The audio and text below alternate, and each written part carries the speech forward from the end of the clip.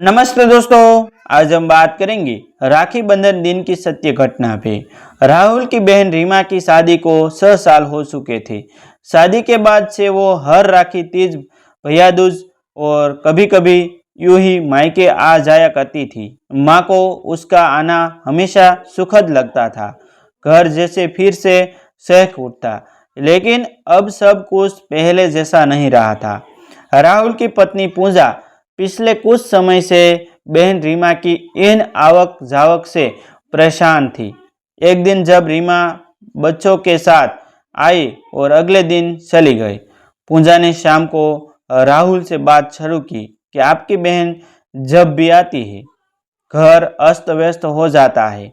बच्चे तो जैसे युद्ध के लिए आते हैं। टीवी का रिमोट तोड़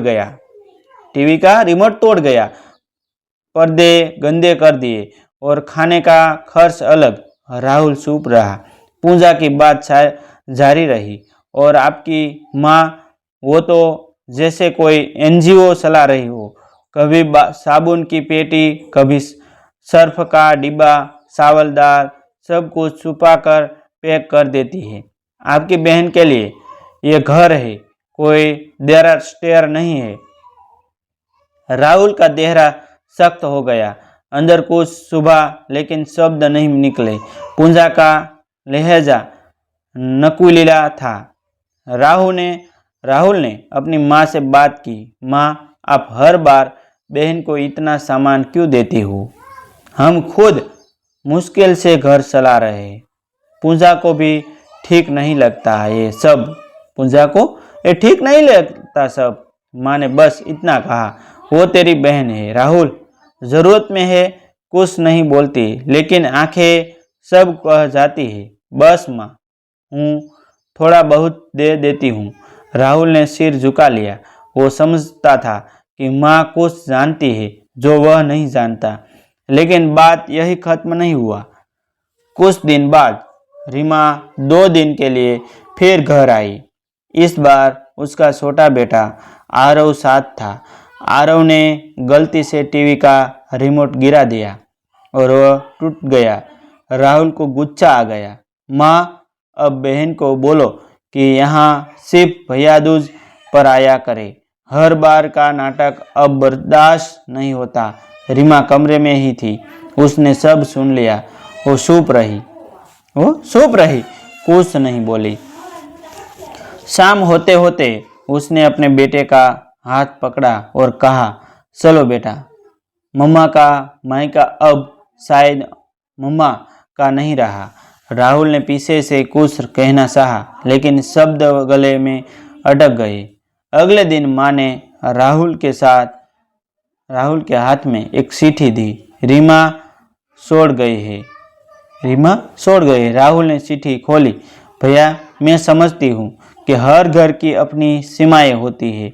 मुझे कभी बुरा नहीं लगा अगर आपने कुछ कहा, लेकिन आज जब आपने कहा कि सिर्फ भैया दूज पर आया करूँ, तो कुछ टूट गया। भैया, जब मेरी शादी हुई थी तब ससुराल में हालत अच्छे नहीं थे। पति का काम बंद हो गया था। कई बार भूखे पेट भी सोए हैं, लेकिन माँ कभी कुछ नहीं पूछती। बस आटे के साथ नमक भेज देती थी और उस नमक में शायद उनका प्यार भी घुला होता था। मुझे याद है, शादी के पहले अपनी जेब खर्च से मेरे लिए स्कूल बैग खरीदा था। मैं आज भी वो दिन नहीं भूली।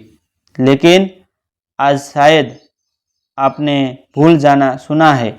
अब मैं नहीं आऊँगी, सिर्फ इसलिए नहीं कि आपने मना किया, बल्कि इसलिए कि मुझे अब मायके में भी माँ जैसा अपनापन नहीं दिखा। लेकिन हाँ, हर साल भैया दूज पर राखी जरूर भेजूंगी, क्योंकि राखी तो बहन का हक है और शायद वो हक आपने अभी सीना नहीं।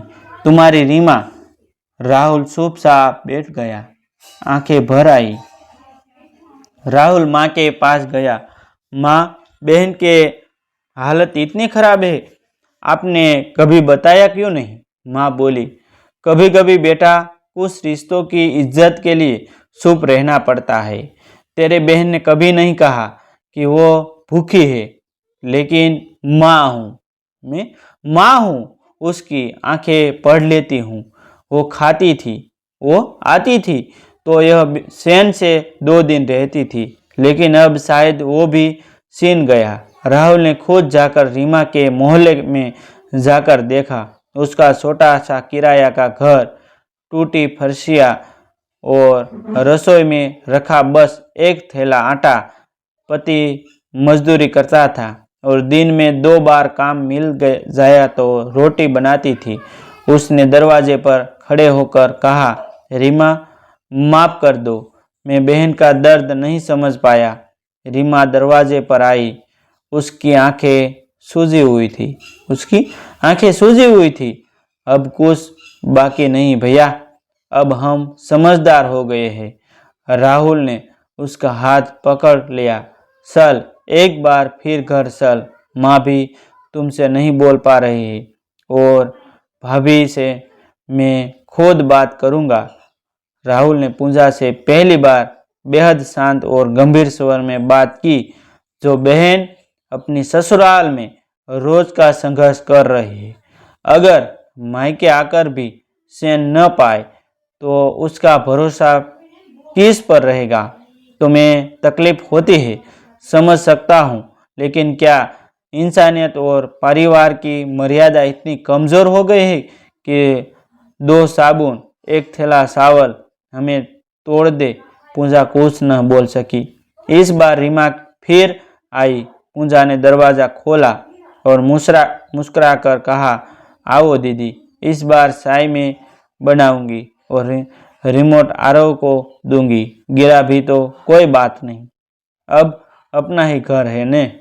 रीमा मुस्कुराई। उसके बेटे की आंखों में भी चमक आ गई।